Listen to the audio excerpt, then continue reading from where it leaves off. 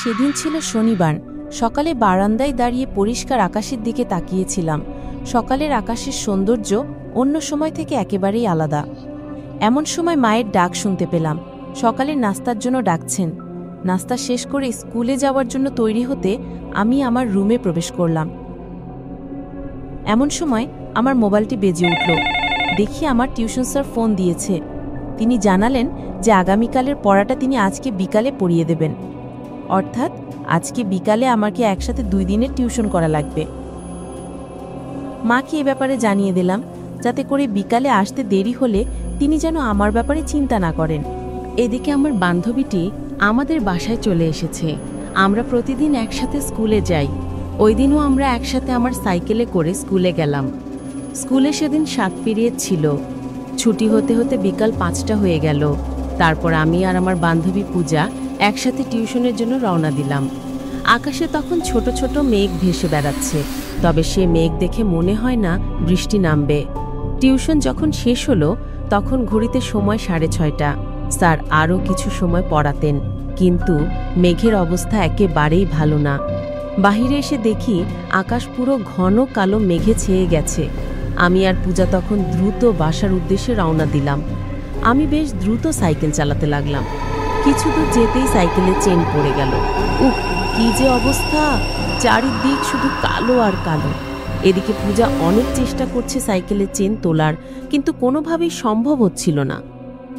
হঠাৎ পেছন থেকে একটি কণ্ঠ ভেসে আসলো। কি হয়েছে বাছা? সাইকেলের চেন লাগছে না বুঝি? কণ্ঠ শুনে মনে হয় যেন বহু দূর থেকে কথাগুলি ভেসে আসছে। তারা দুইজনই পেছনে তাকিয়ে দেখে একজন বৃদ্ধা মহিলা তাদের সামনে দাঁড়িয়ে আছে। বৃদ্ধাটি সাদা কাপড় পরিহিত এবং মাথা ভর্তি সাদা চুল। চারিদিক তখন অন্ধকার, বৃষ্টি নামবে নামবে ভাব। আর এর ভিতর এই বৃদ্ধা কোথা থেকে এলো? আশেপাশে তেমন কোনো বাড়িঘরও নেই, একেবারেই জনমানব শূন্যস্থান। দুইজনই মনে মনে বেশ ভয় পেয়ে গেল, কিন্তু ওই বৃদ্ধাটিকে তা বুঝতে দিল না। তারা তখন বৃদ্ধার কথায় কোনো প্রকার জবাব না দিয়ে সাইকেলের চেন তোলায় ব্যস্ত হয়ে পড়ল। কিন্তু কিছু সময় চেষ্টা করার পরও তারা কোনোভাবেই সাইকেলের চেন তুলতে পারল না। এইদিকে আকাশে 2-3 বার বজ্র গর্জিয়ে উঠেছে, আর সেই বৃদ্ধাটি এক দৃষ্টিতে কিছুটা দূর থেকে তাদের দিকে তাকিয়ে আছে। কি হয়েছে বাছা?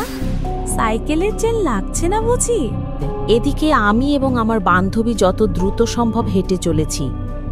হঠাৎ বৃদ্ধাটি আমার বান্ধবীকে উদ্দেশ্য করে বলে, তুমি ওর সাইকেল ধরে কেন হাঁটছ? এদিকে এসো। তখন আমার মনে খটকা লাগলো। আমার বাবার একটি কথা মনে পড়ল।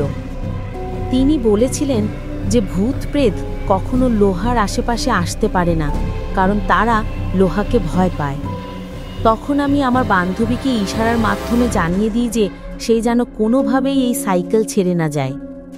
এদিকে হাঁটতে হাঁটতে আমরা প্রায় আমাদের পাড়ার কাছে চলে এসেছি। হঠাৎ দেখি বৃদ্ধাটি আমাদের পেছনে আর নেই। রাস্তাটি দিয়ে সোজা চলে গেছে এবং আশেপাশে বাড়িঘরও নেই, যার ফলে বৃদ্ধাটি যদি ফেরত যায় তাহলে তাকে এই রাস্তায় অবশ্যই দেখা যাবে। কিন্তু হায়, বৃদ্ধার কোনো চিহ্নই নেই, একেবারে যেন সে ভ্যানিশ হয়ে গেছে। এদিকে খেয়াল করি আমরা আমাদের পাড়ার প্রবেশপথে কালী মন্দিরের সামনে দাঁড়িয়ে আছি। তখন আমার ব্যাপারটা সম্পূর্ণ পরিষ্কার হয়ে যায়। তখন আমরা দ্রুত যে যার বাসায় চলে যাই। বাসায় পৌঁছে একটু দম নিয়ে আমার মা এবং বাবাকে সমস্ত ঘটনা খুলে বললাম। তখন আমার বাবা বলল, যাক, আজ ওই সাইকেলটি ছিল বলে তোরা বেঁচে গেলি। শুনেছি ওই রাস্তাটি ভালো না, বিভিন্ন প্রকার খারাপ আত্মারা ওই রাস্তা দিয়ে চলাচল করে। আর আজ তো শনিবার, তাতে আবার অমাবস্যা। যাক, আজ ওই সাইকেলটি ছিল বলে তোরা বেঁচে গেলি। বন্ধুরা, আজকের পর্বটি কেমন লেগেছে তা অবশ্যই নিচের কমেন্টে জানাবেন, এবং ভালো লাগলে ভিডিওটিতে একটি লাইক দেবেন, এবং আপনি আপনার ফেসবুকে ভিডিওটি অবশ্যই শেয়ার করবেন। আজকের প্রশ্নটি হলো, আসলে কি অমাবস্যার রাতে খারাপ আত্মারা ঘুরে বেড়ায়?